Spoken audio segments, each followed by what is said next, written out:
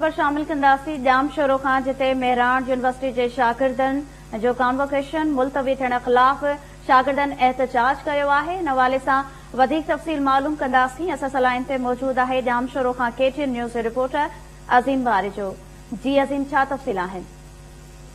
जी बिल्कुल, जाम शोरो में मेहरान यूनिवर्सिटी के 2016 में पास आउट शागिर्दनि ऐं शागिर्दनि तरफां जेको ऑनलाइन कॉन्वोकेशन खिलाफ़ जेको सिंध के मुख़्तलिफ़ शहरनि में आयल शागिर्दनि जो मेहरान यूनिवर्सिटी के मेन गेट अॻियां जेको एहतजाजी मुज़ाहिरो करे धरणो आयो। धरणे वारी जाइ ते जेको मेहरान यूनिवर्सिटी जो रजिस्ट्रार अब्दुल वहीद उमरानी आयो, जंहिंसां शागिर्दनि पारां जेको ॻाल्हियूं करण खां इनकार करे छॾियो। उन मौक़े ते एहतजाज कंदड़ जेके आहिनि मेहरान यूनिवर्सिटी जा पास आउट शागिर्द जेके आहिनि अब्दुल रऊफ़ जलबानी, आमिर मेमन, रज़ा इलाही, मुर्तज़ा लोहार, हिना आबादी ऐं ॿियनि जो चवणो हो त मेहरान यूनिवर्सिटी इंतज़ामिया जेको 2016 जा जेके पास आउट शागिर्द आहिनि शागिर्दियाणियुनि खां जेको कॉन्वोकेशन जी फीस जेकी आहे उहा 2500, जॾहिं त डिग्रियूं जिन जी जेकी आहे उहा 6000 रुपया फीस जेको आहे हिननि वरिती आहे। वक़्त ब वक़्तनि हिननि जेको कॉन्वोकेशन जेको मुलतवी करण लाइ जेको असांखे ॿुधायो। हिन वक़्तु जेको यूनिवर्सिटी इंतज़ामिया शागिर्दनि जो इहो चवणो हो त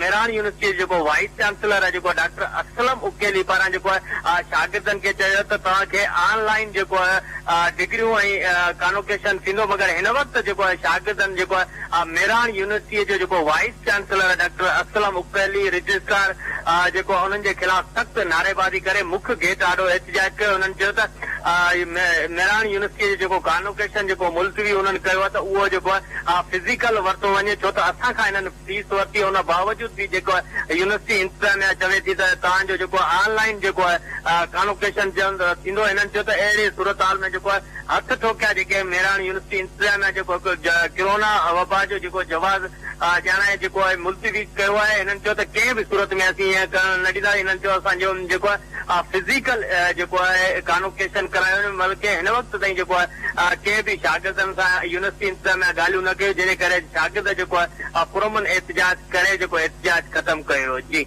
ठीक है, वॾी महिरबानी। नाज़रीन, जाम शोरो ख़ासिन बारिजो असांखे तफ़सील ॾिना आहिनि एहतजाज जे हवाले सां।